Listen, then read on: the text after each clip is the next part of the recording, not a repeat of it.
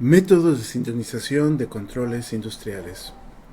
Los equipos industriales, donde se utilizan controladores, tienen como función primordial comparar la señal de referencia con la señal de salida del proceso y por ende producir una señal de control, la cual envía al actuador para tratar de corregir dicho error y mantener el proceso controlado.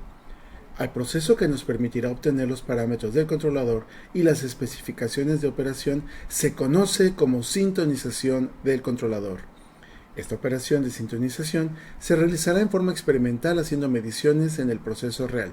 Estas respuestas de proceso se pueden efectuar de 4 formas. Método de Single-Nicholson.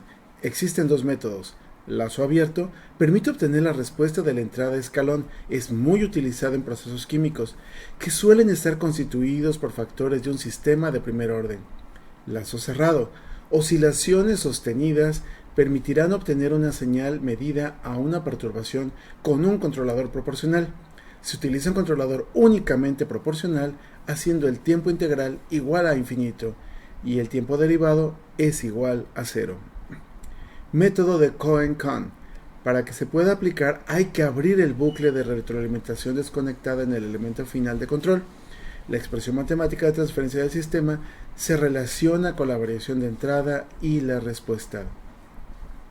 Método de un cuarto decaimiento de la respuesta consiste en colocar el controlador en automático, es decir, en lazo cerrado, anular las acciones integral y derivada y ensayar con diferentes valores de ganancia proporcional hasta encontrar un valor de ganancia última. Método de mapas de sintonización son simples tablas de respuesta transitoria o en frecuencia que corresponden a variaciones sistemáticas en los parámetros del controlador. Los métodos de sintonización de controladores forman parte de una metodología diseñada para mejorar la respuesta de controladores de forma sencilla. Sistemas de control automático de retroalimentación compleja. El principio de todo sistema de control es la aplicación del concepto de retroalimentación, medición tomada desde el proceso que entrega información del estado actual de las variables que se desean controlar, cuya característica especial es la de mantener al controlador central informado del estado de las variables para generar acciones correctivas cuando sea necesario. Este mismo principio se aplica en campos tan diversos como el control de procesos químicos, control de hornos de fabricación de acero, control de máquinas y herramientas, control de variables a nivel médico e incluso en el control de trayectoria. La retroalimentación es una propiedad que permitirá al sistema o cualquier variable del mismo sea comparada con la entrada al sistema o con cualquier componente del sistema. El control retroalimentado es una operación que reduce las perturbaciones y disminuye el ruido en los sistemas, mejorando el funcionamiento del sistema, disminuyendo la diferencia entre la salida y la entrada.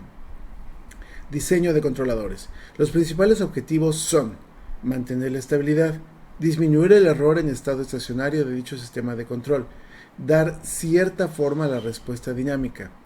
Lograr la estabilidad del sistema de control es necesario para que el proceso funcione adecuadamente. Disminuir el error alcanzado en estado estacionario debe ser lo más preciso posible.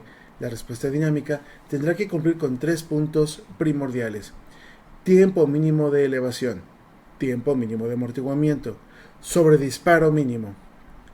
Los controladores deben cumplir con los siguientes criterios: que el bucle utilizado sea estable, minimizar los efectos de las perturbaciones, obtener respuestas rápidas, que el sistema sea robusto, es decir, un sistema fuerte que sea poco sensible a los cambios de las condiciones de entrada y salida del sistema. Control de cascada. Es un sistema de control con retroalimentación que está ordenado dentro de otro sistema de control. Es recomendable utilizar un control de cascada si deseamos eliminar el efecto de algunas perturbaciones, haciendo la señal de salida más estable y rápida.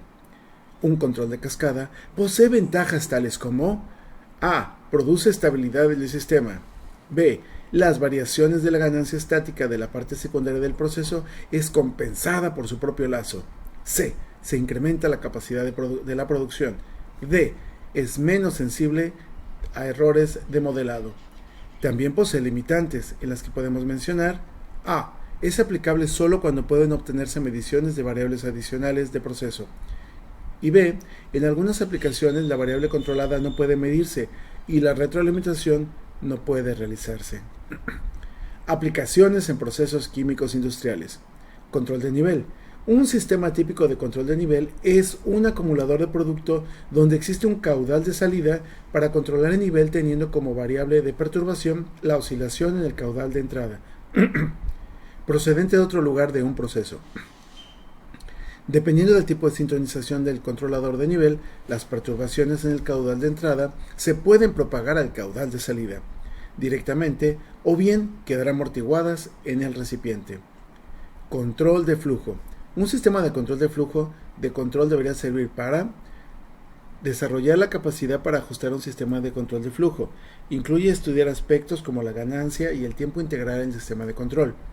Reconocer las características de operación de instrumentos, sensores, transmisores, elementos finales de modo de control. Reconocer las características de instalación de los sensores y demás instrumentos. Control de temperatura. La mayoría de los controles de temperatura industrial son del tipo PID con set point, es decir, se da un valor determinado a la temperatura. Los controladores PID son el tipo de controladores de retroalimentación más usados debido a que el control se basa principalmente en minimizar errores. Conclusiones. En biotecnología podemos encontrar estos controles en un bioreactor, por ejemplo, control de temperatura. La mayoría de las líneas celulares de mamíferos tiene un funcionamiento óptimo a la temperatura fisiológica de 37 grados centígrados.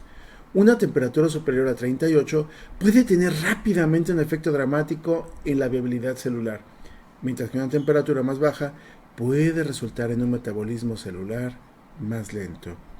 Es importante mantener una temperatura constante y homogénea en el bioreactor. Esto está controlado por un sensor de temperatura, una camisa de agua en el bioreactor y una unidad de control de temperatura. El sensor de temperatura lee el valor del proceso real del medio de cultivo y luego envía una señal al controlador para impulsar un cambio a la unidad de control de temperatura. Esta calienta o enfría el agua o cualquier fluido de transferencia de calor que recircule en la camisa alrededor del tanque del bioreactor. La temperatura de los medios de cultivo en el biocontenedor se equilibra mediante el contacto con la temperatura de la camisa.